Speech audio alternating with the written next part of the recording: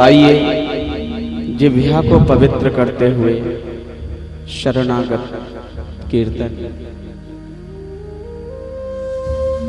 ठाकुर हमरे रमण बिहारी, हम हैं रमण बिहारी के। ठाकुर हमरे रमण बिहारी, हम हैं रमण बिहारी के। ठाकुर हमरे रमण बिहारी, हम हैं रमण बिहारी के। ठाकुर हमरे रमण बिहारी, हम हैं रमण बिहारी के। साधु सेवा धर्म हमारा, साधु सेवा धर्म हमारा। साधु सेवा धर्म हमारा, साधु सेवा धर्म हमारा। काम न दुनियादारी से। ठाकुर हमरे रमण बिहारी, हम हैं रमण बिहारी के। ठाकुर हमरे रमण बिहारी, हम हैं रमण बिहारी के।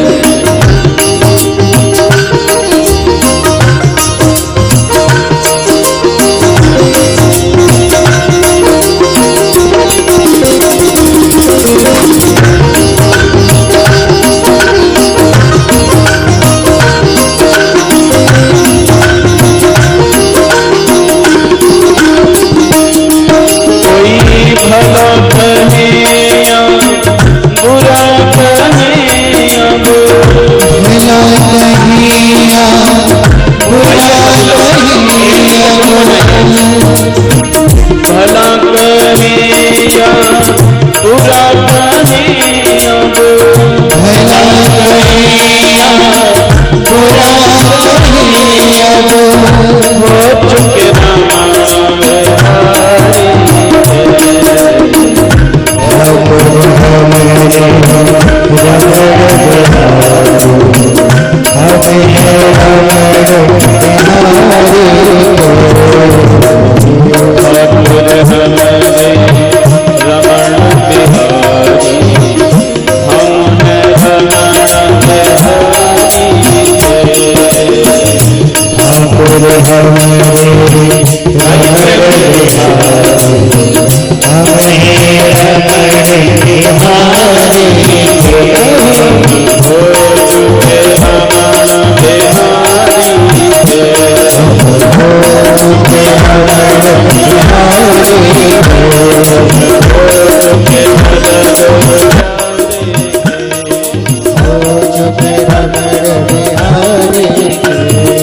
हरे राम राम राम हरे हरे, हरे कृष्णा कृष्णा कृष्णा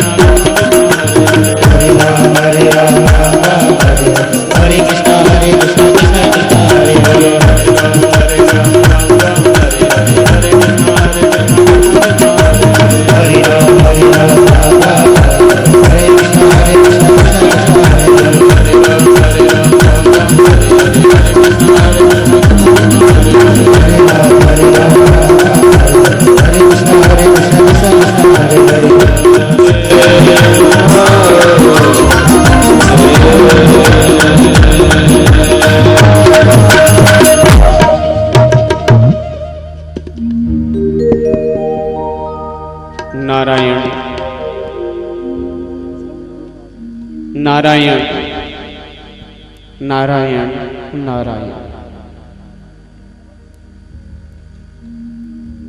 अखंड कोटि ब्रह्मांड नायक परात्पर परमेश्वर,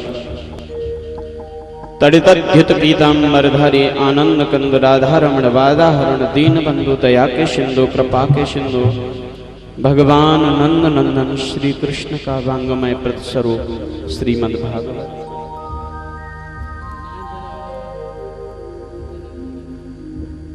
आज श्रीमद् भागवत सप्ताह ज्ञान यज्ञ का तृतीय दिवस प्रारंभ करने जा रहे हैं।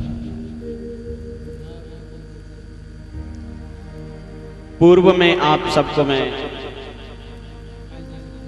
संकेत कर चुका हूं, धन्या भागवती वार्ता प्रेत पीड़ा विनाशनी।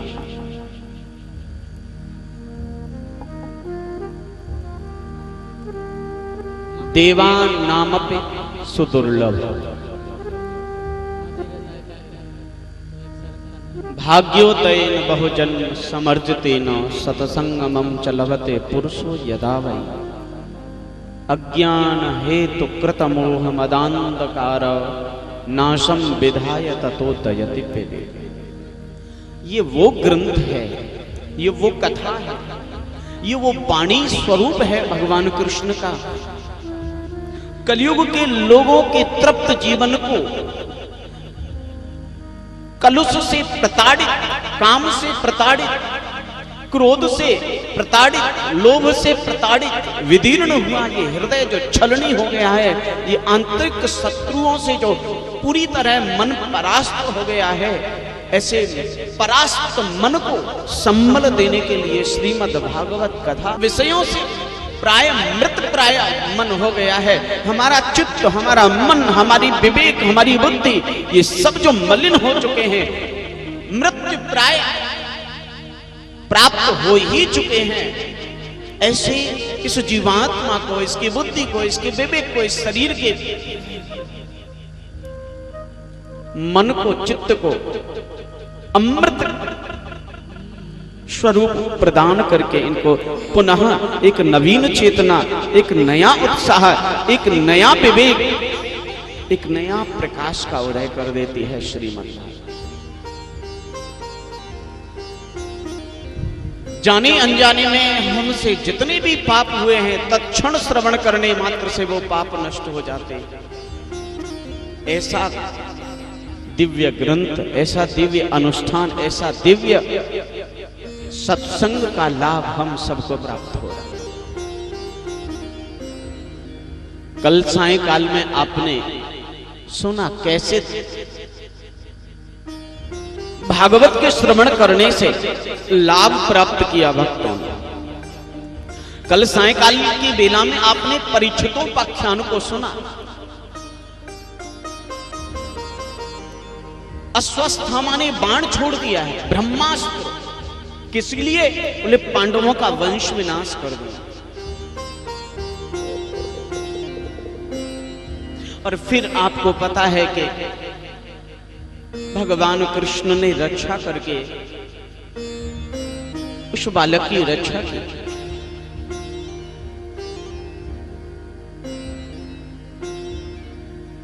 पितामह भीष्म का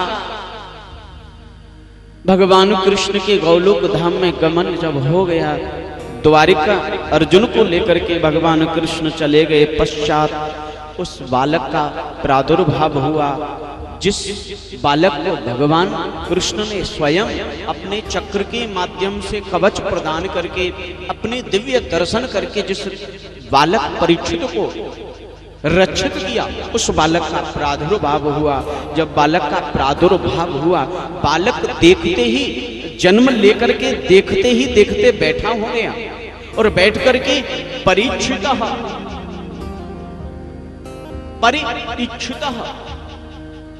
वो जो बालक जन्म लिया, सामान्यतः बालक का जन्म होता है ना, तो वो बालक जन्म लेते ही रोता है, लेकिन ये बालक रोया नहीं, बल्कि जन्म लेते ही बैठ गया। बैठ करके परितः इच्छित, चारों तरफ देख। और जो आप संस्कृत के व्याकरण के विषय में थोड़ा बता दूं मैं आपको, कि ईच देखने के लिए धातु होती है, यानी देखने को संस्कृत में ईच धातु प्रयोग की जाती है। ईच्छु माने देखना, दृश्य माने देखना, अवलोक माने देखना। ये बालक चारों तरफ देख रहा है, चारों तरफ की संस्कृत होती परितः माने चारों तरफ, और इच्छुत माने देखना। बालक देख रहा है, परिइच्छित चारों तरफ देख रहा है, इसलिए इस बालक का नाम विद्वानों ने, जो संत ब्राह्मण आए, उन्होंने रखा परीक्षित। परिइच्छित चारों तरफ देख रहा है, इसलिए परीक्षित। और ये भी कहा विद्वान ब्राह्मणों ने, जिन्होंने इनका नामकरण किया, बोले राजन युधिष्ठिर, ये तुम्हारा जो पौत्र है वो दिव्य श्रेष्ठ जीवात्मा शरीर धारण करके आया। लग कुछ नहीं रहा है लेकिन मिल बहुत कुछ रहा है। इसलिए राधा राधा बोलने में, जयकारा बोलने में कंजूसी नहीं है। 14 वर्ष की आयु तक इस बालक का पालन पोषण हुआ। परिणाम ये हुआ, युवान अवस्था, किशोर अवस्था की तरफ पहुंच के युवान अवस्था की तरफ पहुंच रहे हैं राजा परीक्षित। और 14 वर्ष की आयु के बाद में अर्जुन द्वारिका से लौटे।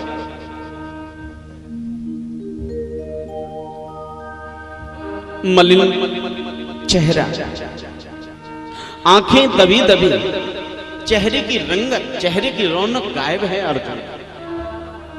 युधिष्ठिर जी ने देखा और पूछा, अनुज, ये तुम्हारे से चेहरे से तेज गायब है। तुम्हारे चेहरे का जो तेज है, नूर था, चमक थी, गायब है, क्यों? किसी जीव का चेहरा तेजहीन तब होता है जब या तो वो कोई पाप कर्म करे, या गौ हत्या जिसके हाथ से हो जाए, या जिसके द्वारा ब्राह्मण का वध हो, या तो पतित होकर के ईश्वर को भूल करके विषयों में रम जाए, उसके चेहरे का तेज चला जाए, उसकी वाणी का तेज चला जाए। तुम्हारी वाणी और चेहरे का दोनों का तेज गायब है, क्यों? अर्जुन बोले,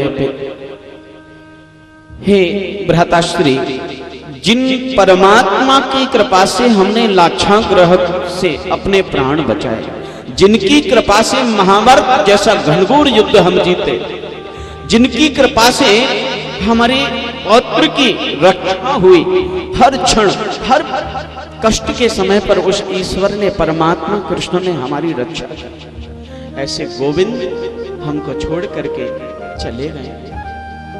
कहां चले गए? बोले गौलोक धाम चले। बिना कृष्ण के तेज कहां, बिना कृष्ण की प्रसन्नता कहां? जो किसी परमात्मा की छत्र छाया के आश्रय में रहा हो और फिर वो आश्रयहीन हो जाए, अनाथ को फिर शांति कहां? युधिष्ठिर जी ने सुना, आहा, उनको लगा कि जब कृष्ण ही नहीं रहे तो इस दुनिया में रह करके हम करेंगे। अब तक हमने जीवन इसलिए धारण किया क्योंकि भगवान कृष्ण थे, उनके साथ लीला करने, उनकी लीला में सम्मिलित होने का सौभाग्य हमको मिल रहा था, इसलिए जीवन था।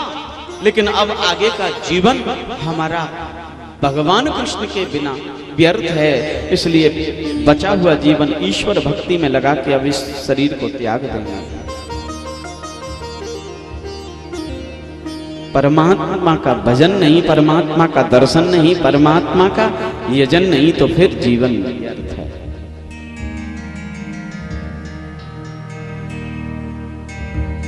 हम एक बड़ा प्यारा सा भजन गुनगुनाते हैं, जिसके जीवन में भगवान का भजन नहीं, भगवान का यजन नहीं, भगवान का दर्शन नहीं, वो जीवन बेकार है।